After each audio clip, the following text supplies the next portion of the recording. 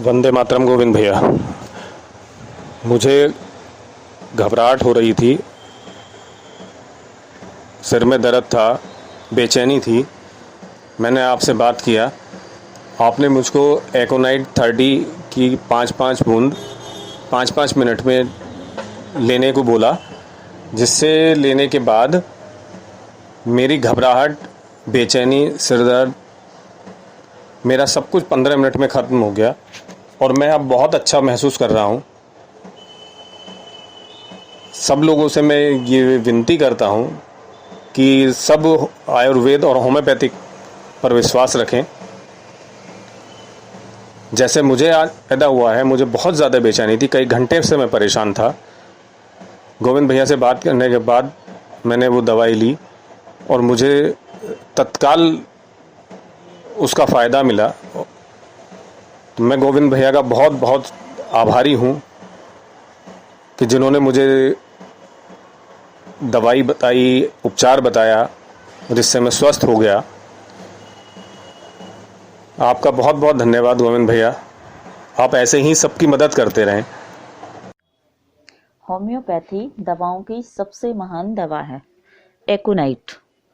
एकोनाइटम Naples की पढ़ाई करने के लिए मुख्य बिंदुओं को ध्यान में रखना होगा, जैसे शारीरिक पीड़ा या दुखन की अनुभूति तथा आंतरिक भागों का भारीपन, बाहरी अंगों में फाड़ने का भाव, उंगलियों, ग्रास नली तथा कमर में झंझनाहट होगी, सारे शरीर में स्पर्श कातरता, मतलब रोगी स्पर्श पसंद नहीं करता है, मस्तिष्क तथा दांतों में स्पंदनकारी दर्द, आंतरिक भागों की सूजन, आंतरिक अंगों में सुई चुभने जैसा दर्द, मांसपेशियों का अकड़ाव, भार, हताश करने वाला असहनीय दर्द, शक्ति का अचानक तीव्र मात्रा में घटना या डूबना, अधीरता तथा शांत न होने वाली बेचैनी, रोगी अत्यंत भयाकुल रहता है और कष्ट में हिलता डुलता है, शुष्क ज्वलनशील त्वचा होती है, ताप, कपड़े उतार फेंकने की प्रवृत्ति होती है, खसरे जैसा उद्वेग होता है, नाड़ी भरी हुई तथा कड़ी या अत्यंत सूक्ष्म, सर्दी लगने, क्रोध या भय के कुप्रभाव, स्त्रियों में मासिक धर्म के दौरान विशेष, सोकर उठने पर चेहरे पर पीलापन होता है, रात में वृद्धि होती है, खुली वायु में ह्रास होता है,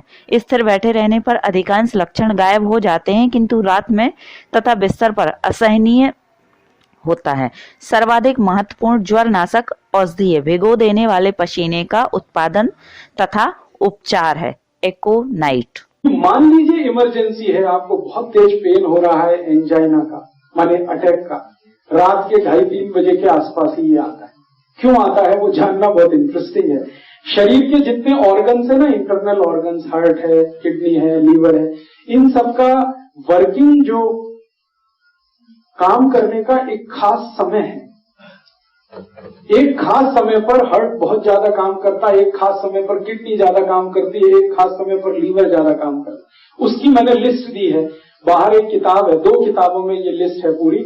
आपका स्वास्थ्य आपके हाथ और अहिंसात्मक चिकित्सा, 2 किताबों में हर एक ऑर्गन का टाइम पीरियड मैंने दिया हुआ है कैलकुलेट करके कि ये हार्ट है, इसके काम करने का समय ही है 2:30 बजे से 4:30 बजे तक। ये ज्यादा काम करता है, बाकी समय काम नहीं करता ऐसा नहीं है, कम करता है।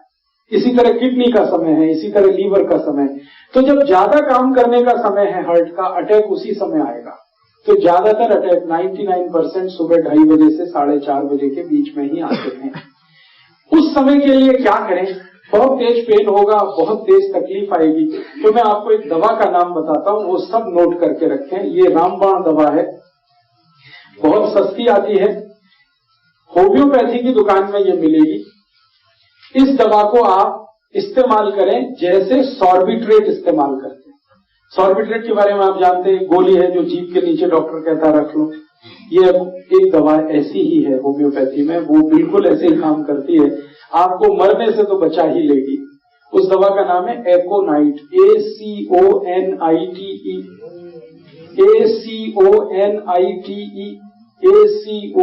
ACONITE, एकोनाइट।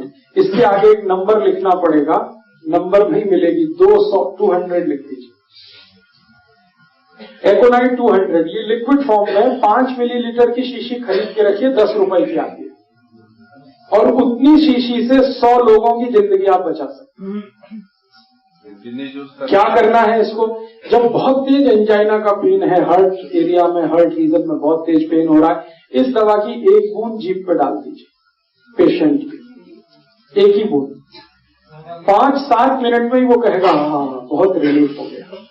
ठीक है, फिर एक और बूंद डाल दीजिए 5-7 मिनट के बाद, फिर कहेगा और रिलीफ हो गया, और एक बार डाल दीजिए। बस 3 बार डाल के छोड़ दीजिए और भूल जाइए, और उसको भी कह दीजिए कि तुम भी भूल जाओ, फिर कुछ प्रॉब्लम नहीं है। डॉक्टर के पास भी जाने की जरूरत नहीं है, एंजियोग्राफी भी कराने की जरूरत नहीं है। अगर आप कराना चाहें तो पैसे ही खर्च होने वाले हैं आपके, और कुछ उससे ज्यादा नहीं निकलेगा। आपने उसको रोक लिया मरने से, अब क्या करना है वो मैं पीछे। मैं डॉक्टर वेद प्रकाश, नवादा, बिहार। आज मैं एकोनाइट का एग्जाम्पल बताने जा रहा हूं, जिसे ध्यान में रख करके आप डायग्नोसिस लेने का तरीका, दवा की पोटेंसी आदि की जानकारी मिल सकती है।